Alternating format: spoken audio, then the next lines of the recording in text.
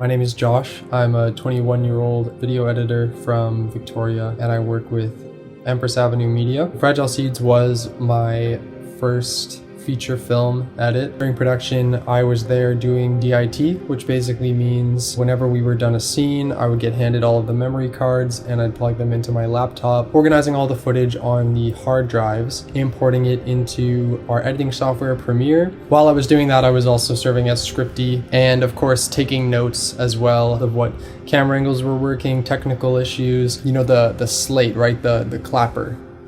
I would use the spike in audio that's created by that smack as the point to line up the clips. So all of the different audio sources, all the different cameras, I would sync them up like that. We finished shooting, I finished synchronizing, proxying, getting everything set up. I was tasked to make a teaser trailer. And after that was out there kind of as a proof of concept, I got the go ahead and start editing. The edit was quite a task, especially for a single person. I had 100 scenes to go through. To get started, I basically put all of the scenes into their own sequences in the editing software. I would go through and do what's called selects, which is looking through for the best angles, anything that's totally unusable, figuring out the content that we're going to use. I had a big document where I would kind of write my thoughts about each scene that I was doing and my ideas at the time. There was a lot to keep track of. After that, it was time to get started on the actual edits. I think I actually did all of the rough assemblies. The rough assemblies are like the first attempt at editing the scene.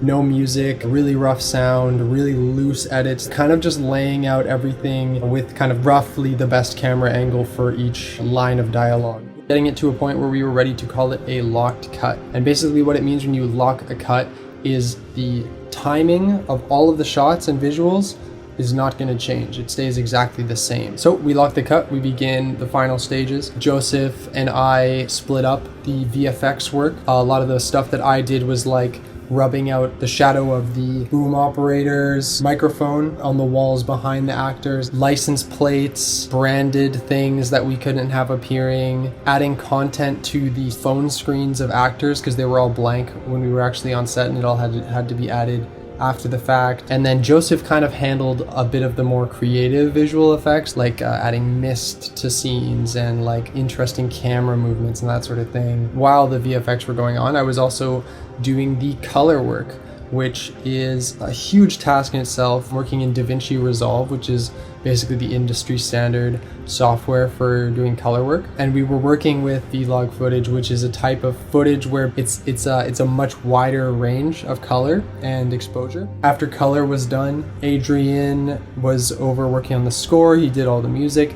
Dan was meanwhile working on the sound mix, and it all comes together and out it comes as a feature film. That was kind of a very general look at what the editing process looks like for a low budget indie film.